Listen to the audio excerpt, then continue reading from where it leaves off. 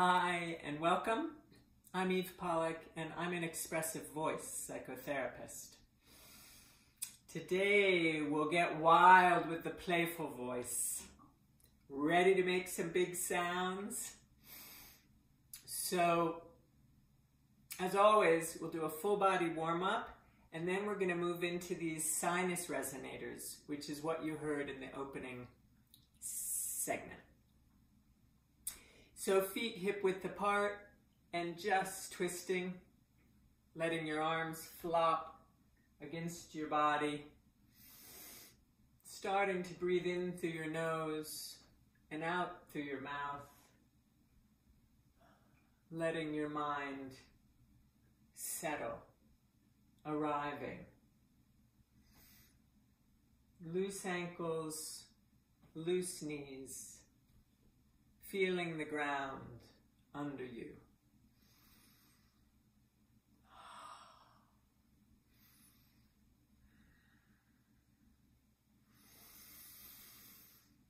Starting to slow down the breath.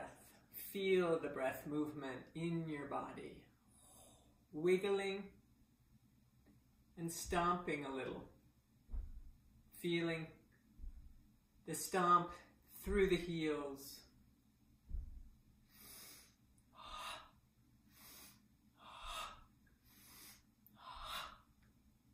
Shaking out, looking out toward the horizon or as far as you can see, shaking out through the fingertips and broadening your sense of personal space beyond your body.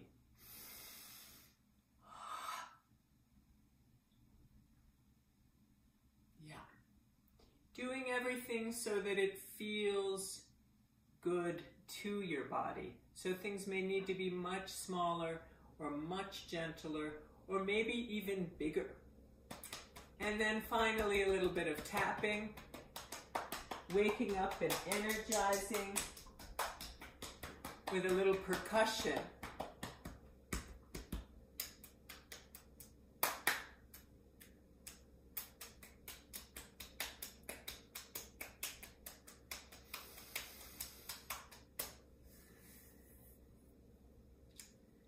Okay, so we're going to learn the snore breath today, or ocean breath, because it's an alternate way to breathe rather than through an open voice tube.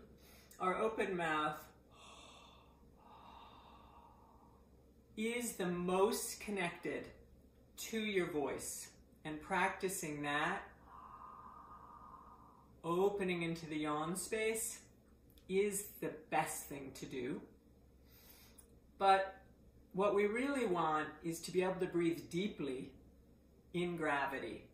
We often can breathe deeply lying down, but as soon as we stand, we revert to a clavicular breathing that's a high chest breath. So see if you can just do that high chest breath in through your nose or in through your mouth, like you're really surprised or excited to see someone, and just feeling how the whole upper chest lifts. So it's great to have movement there, but it's not what we want fundamentally to get oxygen deep into the lungs. There we want the diaphragm to move. So we're going to put a hand on the belly and pant like a dog on a hot day.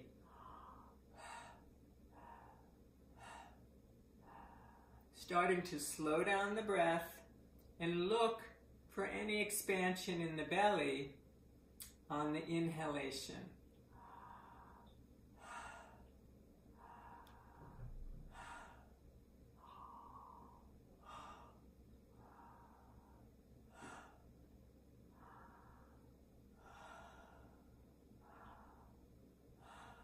Or we can even speed it up a little bit.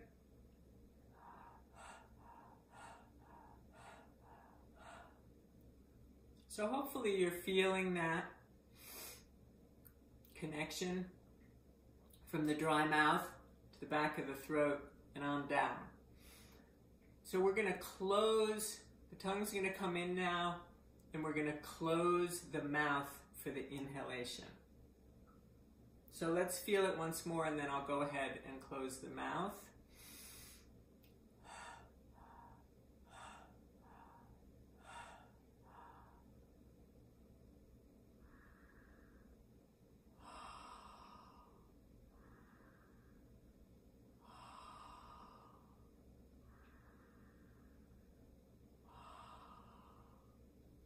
So this snore breath or ocean breath gets its name because there's a little bit of sound on the inhalation. It's like you're dragging it up through the throat rather than sniffing through the nose, which is much higher breath. So you keep a kind of deep bullfroggy chin and back of the mouth feeling for that inhale. So exhaling. And then here we go.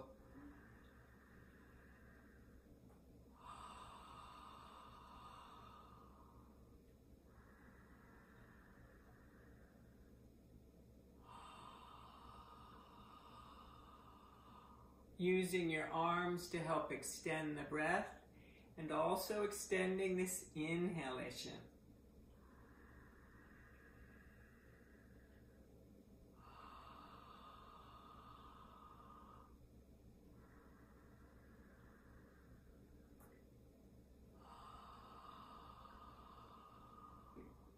Great. So if you don't get it at first, it just takes practice. And this snore breath or ocean breath is also something I'm sure you can find on YouTube in order to get more details about it. So let's add sound. Just sighing out. I'll go, then you go.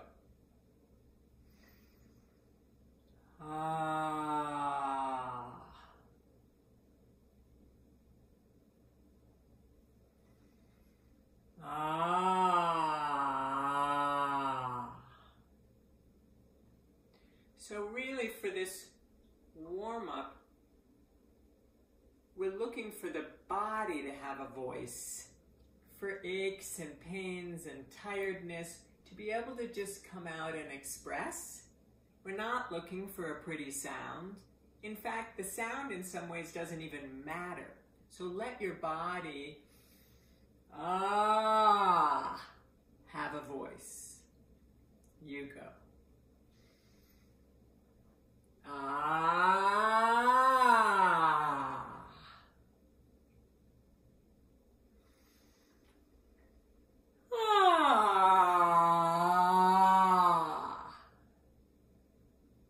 Bringing that head voice in.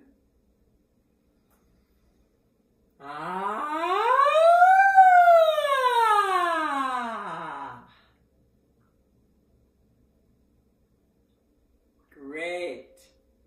Okay, so here's where we get wild. The nasal voice has a bad rap, but it's a really useful and important voice. I love it. And it's really the opposite of our natural voice, where we open and yawn into the voice, and open the tube, and resonate in the pharynx. And now, we go forward into the sinus resonators. So let's start with our bird. And why don't you just do it along with me? I'll keep going and you can explore your bird. And I encourage you to find your wings, find your body with the sound. And don't worry too much about getting it right. Just play. This is where our playfulness comes in. We broaden. I'll digress for a minute. to get the nasal sound. So let's do a little snort, ha, and then an H, ha sound. Ha. That's what we call the snort and bleat. Ha. I hope you're trying it. Ha. And then I'll go a little higher. Ha. We're ruffling the soft palate. Ha. And sending the sound out above it. It can get rigid and tight. We got to get it moving. Ha. And this is a strong projecting sound, right? We're going to be exploring that. So here's our bird. Ha!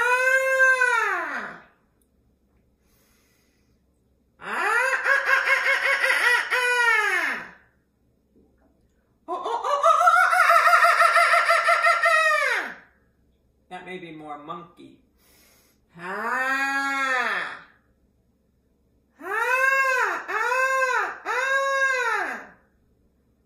Finding your own bird.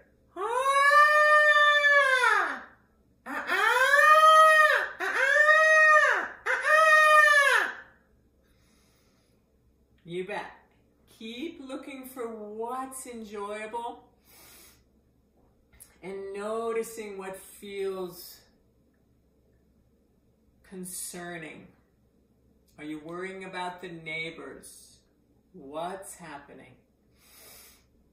And how much of that is about you and just coming out? And how much of it is really going to bother someone?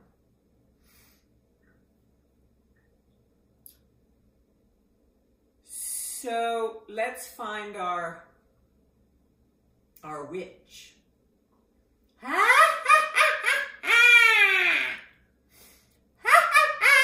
Get you, my little pretty.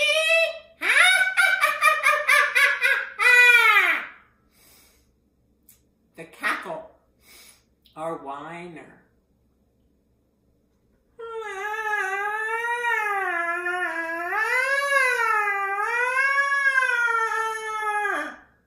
Your inner 3-year-old.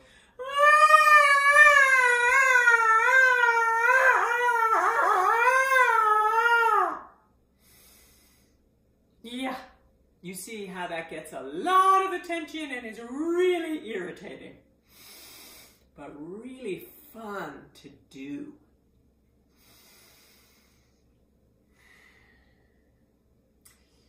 So, I think of the voice as having a back and a front. Ah. Sounding into that yawn space, oh, is the back. It is our back body resonating. And sounding into the front space,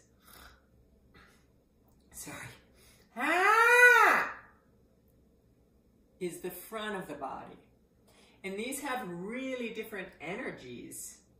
This is a very strong, projecting, focused energy. And this is how we cut through a noisy restaurant, through talking over the subway sound, sing over an orchestra. This sinus resonator, this front space, is that cutting sound. And some of us have a lot of that.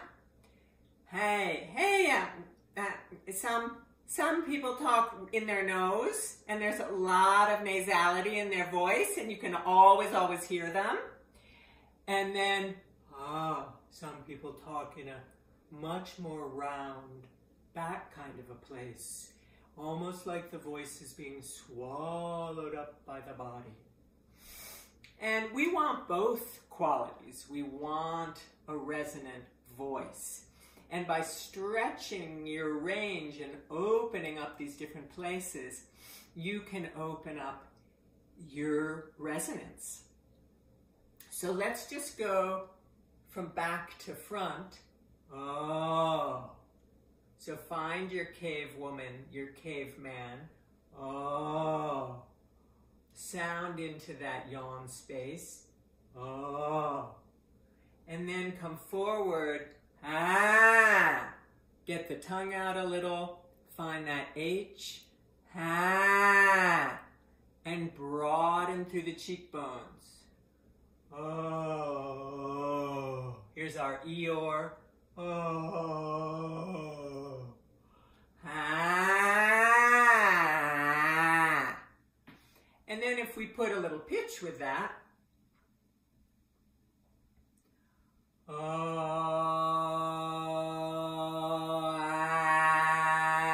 Ah. Try it. I'll do it with you. Why not?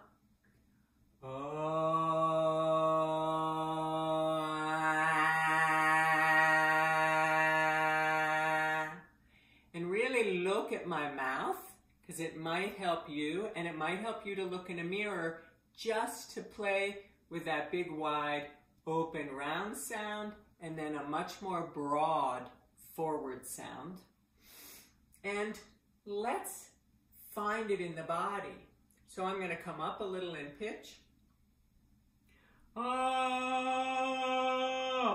And I'm going to round a little like over a gym ball. I'm not collapsing. Oh! And that's just a yawny sound. It's not a beautiful singing sound. Oh!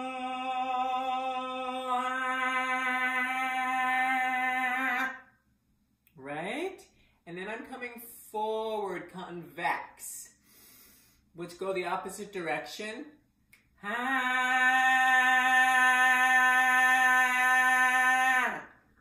Now it's not pretty, right? This isn't about pretty. It's not about looking or sounding pretty.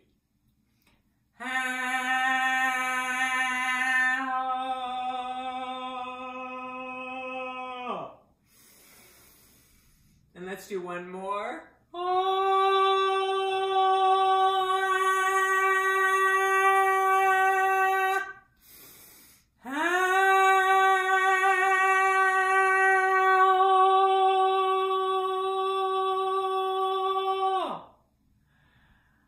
Great work. Okay, now we're getting in there. And if this is gobbledygook and you don't feel it yet, be patient, practice, and be playful with it, right? Have fun with it rather than kind of over-focusing on getting it right and the concern that I'm getting it wrong, and like just playing and exploring and allowing the voice to come out in different ways. When I first did the nasal voice, it was really hard for me. It sounded more like that.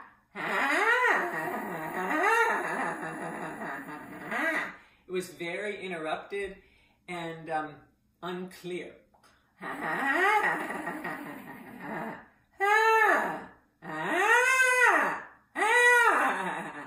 And gradually over time, it got much more clear.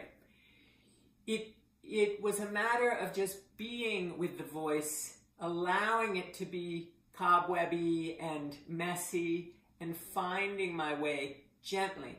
We don't want to push on it. Just invite it out, welcome it, rather than needing it to sound pretty all the time. So, really great work today. In part 3, we'll move into singing with this nasal sinus resonator. And having some fun with that. So you can find me at movingvoice.com, where you can fill out my vocal quiz and learn more about your unique voice. I offer individual and group work in person and on Zoom in moving voice therapy.